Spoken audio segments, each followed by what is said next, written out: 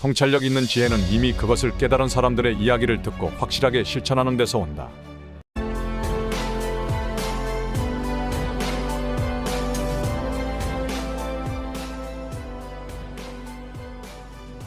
성공은 모든 사람들이 갈망하는 생애 최고의 과제입니다.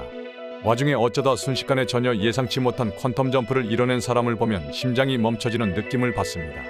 당연히 자신도 그렇게 될 수 없을까 하여 방법을 모색하게 되고 그보다 더 큰 퀀텀 점프를 하고 싶다는 욕망에 사로잡히게 됩니다. 하지만 여기서 우리가 주목해야 할 게 있습니다. 무조건적으로 그게 오지 않는다는 것이죠. 퀀텀 점프는 기업과 같은 조직이나 개인이 단기간에 비약적으로 성장하거나 발전하는 경우를 지칭합니다. 퀀텀 점프를 이뤄냈다는 건 기존의 틀을 과감히 깨버리는 혁신을 이루었음을 뜻합니다. 즉 임계치 이상의 힘으로 현재 상태를 몇 단계 더 비약시키고 당의 개체의 본질을 급격하게 변화시켰다는 것입니다. 따라서 퀀텀 점프를 하기 위해서는 먼저 그러한 도약을 위한 정신적, 행동적 준비가 필요하다는 걸 알아야 합니다. 구태의연한 삶을 바꾸고 싶다면 어떻게 결단할 것인지, 진정으로 강한 사람은 어떤 사람인지에 대한 자성이 필요합니다.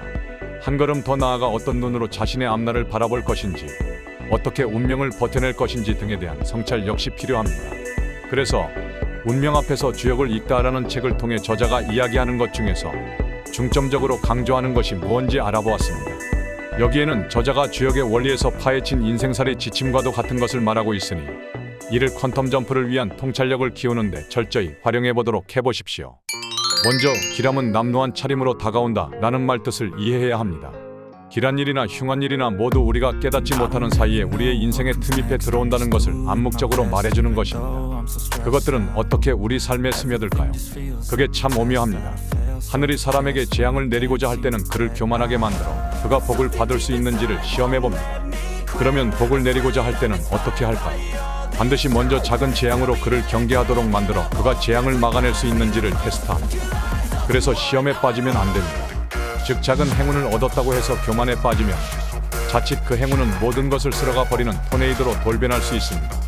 거꾸로 작은 재앙이 닥쳤을 때 정신을 바짝 차리고 방비를 하면 인생의 큰 복으로 변환시킬 수 있습니다. 자신에게는 전혀 그런 일이 없을 것이라고 호언장담하는 분이 계실지 모르겠는데 그건 착각에 지나지 않습니다. 아무리 뛰어난 사람이라도 이런 오묘한 법칙은 비껴갈 수 없습니다. 역경과 시련이 우리를 단련시켜주는 것은 틀림없는 사실이나 저절로 단련되는 것은 아닙니다. 그것을 이겨내고 한술 더 큰 도약을 하기 위한 노력은 순전히 역경을 만난 사람의 몫입니다.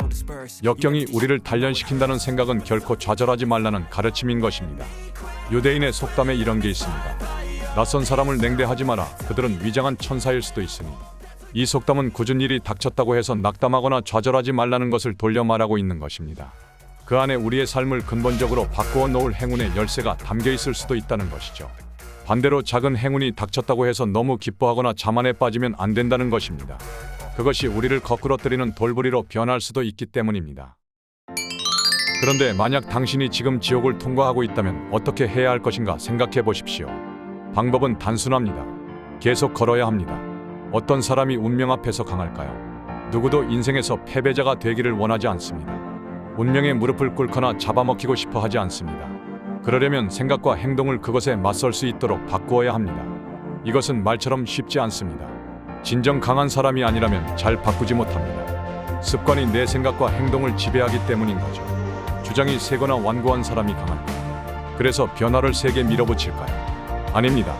고집 센 사람은 되레 자기를 잘 바꾸지 못합니다. 자기 연민이 강한 사람 역시 끊임없이 핑계를 만들어내면서 자기를 잘 바꾸지 못합니다. 너무 똑똑한 사람도 자신을 쉽게 바꾸지 못합니다. 그 똑똑함을 자기 변명의 논리를 무수하게 생산하는 데 썼기 때문입니다. 현재 지옥을 통과하고 있다면 계속 걸어야 합니다. 필요한 것은 실천입니다. 자신의 자존감을 누구도 대신 만들어 줄 수 없듯 지옥에서 걸어 나오는 일 또한 누가 대신해 줄 수 없습니다. 지옥에서 가볍게 탈출하는 뾰족한 수가 있을까요? 그런 건 없습니다. 확신을 가지고 걷고 또 걷는 길뿐입니다. 물이 구덩이를 만나면 그것을 다 채우고 난 뒤 계속 흘러가듯이 끈기 있게 걷고 또 걷다 보면 어느새 여러분은 지옥에서 나가는 문에 이르게 됩니다. 처칠은 이렇게 말합니다. 만약 당신이 지옥을 통과하고 있다면 계속 걸어라. 작가 프로스트도 같은 이야기를 합니다. 구덩이에서 빠져나오는 가장 좋은 방법은 그것을 통과하는 것이다. 이 두 사람의 이야기에서 공통분모는 밖으로 나갈 수 있다는 굳센 믿음을 가지라는 것과 포기하거나 좌절하지 말고 분투하라는 것, 바로 이 두 가지입니다. 하루가 낮과 밤으로 구성되어 있고 한 해가 더운 여름과 추운 겨울로 이루어져 있다는 자연의 섭리를 역행하지 않고 받아들인다면 똑같이 우리의 삶 또한 기람과 흉함으로 이루어진다는 것도 받아들일 수 있을 것입니다. 이것을 받아들인다면 지금 지옥이나 물구덩이 속을 걷는 것과 같은 답답함과 고통도 이겨낼 수 있을 것입니다. 이 믿음이 있다면 고통 속에서도 걷고 또 걸을 수 있지 않을까요? 이제 지옥을 경험하고 그곳에서 벗어나려 노력하며 귀중한 교훈을 얻었다면 다음 말을 새겨 들으십시오. 조짐을 선별하여 간파하고 대비하라는 것입니다. 긍정적인 조짐과 부정적인 조짐이 함께 있다면 당신은 어디에 우선순위를 두시겠습니까? 긍정적 조짐이라고요. 잘못 짚었습니다. 우리는 늘 부정적인 조짐에 가중치를 두어야 합니다. 또한 그 부정적 요인을 모두 제거한 뒤에 행동에 착수해야 합니다. 왜냐하면 그렇게 철저히 대비한 뒤 행동에 나서더라도 예기치 못한 또 다른 복병이 나타나는 것이 우리 인생의 본질이기 때문입니다. 아마 자주 경험했을 겁니다. 하물며 위험한 조짐을 무시하고 욕망만 쫓는다. 그런 행동이 얼마나 위태로운지는 두말할 나위도 없습니다. 조짐에는 두 가지가 있습니다. 하나는 우리 힘으로 어쩔 수 없는 객관적 조건 변화의 조짐입니다. 이런 조짐이 닥쳐온다면 혹시 억지로 객관적 조건을 바꾸려 하실 작정은 아니겠지요. 도리어 우리 자신을 조절하거나 바꾸어야 합니다. 다른 하나는 우리가 선택할 수 있는 조짐입니다. 이 경우는 재미있게도 흔히 긍정적인 것과 부정적인 것, 이 두 가지 조짐이 함께 등장합니다. 이때 잊지 말아야 할 중요한 게 있습니다. 우리는 늘 우선적으로 부정적 조짐에 가중치를 두어 평가해야 하고 부정적 조짐의 완전한 제거를 목표로 삼아야 한다는 점입니다. 조짐을 읽는다는 것은 운명을 읽는 것과 거의 같은 의미입니다. 조짐을 읽을 줄 모른다면 자기 삶에 대해 어떤 개입도 할 수 없게 됩니다. 조짐을 읽으면서 비로소 자기 운명에 개입해 들어가는 것이기 때문입니다. 조짐은 우리가 운명과 싸움을 벌이는 가장 중요한 싸움터인 것입니다. 연약한 싹일 때는 손으로 잘라낼 수 있지만 아름드리 나무가 되면 땀 흘려 반나절 톱질을 해서 잘라내야 합니다. 이에 대해 수긍하지 못할 까닭은 없겠지요. 노자는 조짐에 대해 매우 중요한 통찰을 알려줍니다. 어려운 일은 그것이 쉬울 때 도모하고 큰 일은 그것이 아직 작을 때 하라. 하늘 아래 어떤 어려운 일도 반드시 쉬운 데서부터 일어나며 하늘 아래 어떤 큰 일도 반드시 작은 데서부터 비롯다. 이렇듯 어떤 어려운 일도 처음엔 쉬운 데서 시작하며 어떤 큰 일도 처음엔 작은 일에서 시작합니다. 이렇게 아직 쉬운 상태, 아직 작은 상태를 우리는 조짐이라고 부릅니다. 노자는 덧붙여 말합니다. 안정되었을 때 유지하기가 쉽고 아직 조짐이 드러나지 않았을 때 도모하기가 쉽다. 아직 약할 때는 주무르기가 쉽고 아직 미약할 때는 흩어버리기가 쉽다. 그러므로 아직 생겨나지 않았을 때 이를 버리고 아직 어지러워지지 않았을 때 다스려라. 아름드리 나무도 아주 작은 싹에서 생겨나고 구층 높은 누각도 흙 한 줌 쌓는 것에서 세워지며 천리 길도 한 걸음 발 아래서 시작한다. 여기서 아주 작은 싹, 흙 한 줌, 한 걸음 같은 것들이 다 조짐입니다. 아주 작은 싹을 자르면 아름드리 나무를 베어내야 하는 수고를 하지 않아도 될 것입니다. 그러나 이걸 방치하면 아름드리 나무와 사투를 버려야 합니다. 베어버리더라도 땅속에는 깊은 뿌리가 남마처럼 대지를 부여잡고 있을 것이기 때문입니다. 첫 발걸음이 방향을 제대로 잡으면 원하는 곳에 갈 수 있습니다.